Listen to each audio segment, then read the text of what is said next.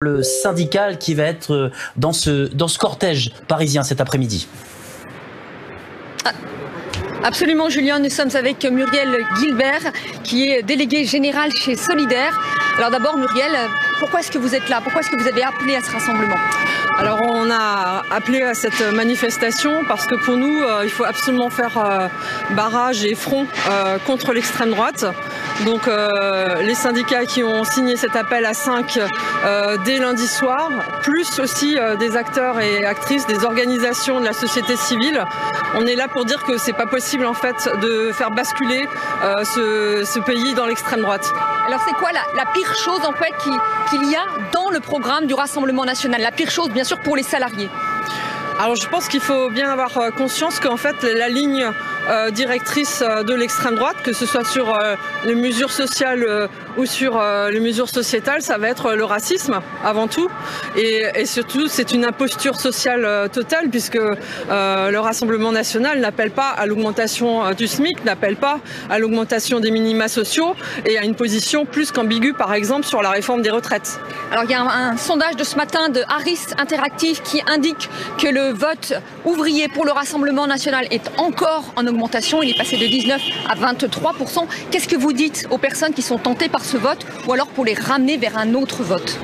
Je pense qu'Emmanuel Macron a une responsabilité énorme dans cette situation. On a fait un mouvement social de plus de 6 mois sur la question de la réforme des retraites pour avoir un mépris total, un gouvernement qui s'est assis, y compris sur le processus démocratique et social. Et je pense que c'est simplement ce résultat qui se lit à travers les urnes. Donc moi, ce que je veux dire à l'ensemble du monde ouvrier, mais plus largement aussi de tous les précaires, c'est que en fait, ce seront eux et elles les premières victimes en fait de cette imposture sociale qu'est l'extrême droite, parce que véritablement, ils n'entendent pas du tout changer le partage des richesses. Au contraire, ils vont le monopoliser pour le petit patronat, si on peut dire ça comme ça. Et surtout, ils vont attiser les haines et les divisions. Et ça, on sait que c'est contre-productif aussi pour l'ensemble du mouvement du monde du travail.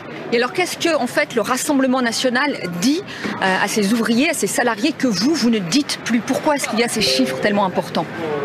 Je pense que c'est pas parce qu'on dit pas les choses, c'est simplement parce qu'en fait ce qu'on dit sur les salaires, la retraite, sur les conditions de travail, ce n'est plus entendu par ce gouvernement, mais depuis plusieurs gouvernements. Et je pense que c'est là où il faut absolument changer les choses fondamentalement.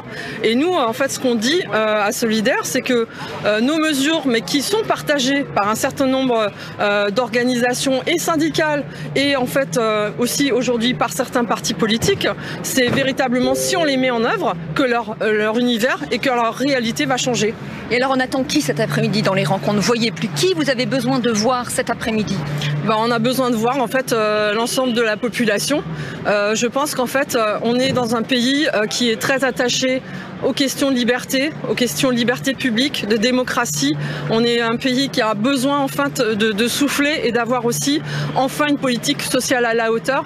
Et je pense que ça, l'égalité, la liberté, c'est des valeurs fondamentales qui peuvent rassembler un maximum de personnes. Et vous avez entendu, il y a des divisions déjà au sein de LFI. Qu'est-ce que vous en pensez, vous, par rapport à l'unité? Est-ce que vous avez des craintes? Nous, on va pas faire de commentaires en fait sur ce qui se passe dans les partis politiques. Nous, notre objet, effectivement, c'est d'avancer de manière la plus unitaire possible. Et Solidaire, c'est ce qu'on dit, c'est qu'on veut faire front de manière unitaire.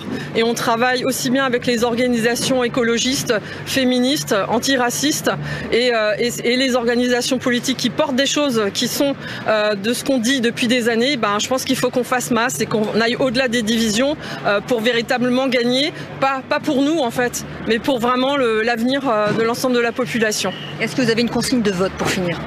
On n'a pas de consigne de vote parce qu'on est un syndicat et qu'on est attaché à notre indépendance syndicale. Mais c'est vrai que cette question, elle se pose différemment, évidemment, quand on a l'extrême droite, à quelques semaines, avec un risque d'arriver au pouvoir. Mais notre rôle, ce sera toujours, et même si, on l'espère, c'est plutôt des forces de progrès social qui gagnent ces élections, on sera là, on sera un contre-pouvoir critique, parce qu'on veut faire avancer les choses concrètement pour le monde du travail, mais aussi plus largement pour l'ensemble de la population. Bien, merci. Voilà Julien, et vous voyez dans mon dos, ça commence à s'activer, les forces de police qui sont toutes rangées, les colonnes qui vont intervenir cet après-midi. Le départ devrait avoir lieu d'ici 1h30. Merci beaucoup, Éléonore, donc pour ces premières arrivées sur le cortège parisien. Un mot peut-être pour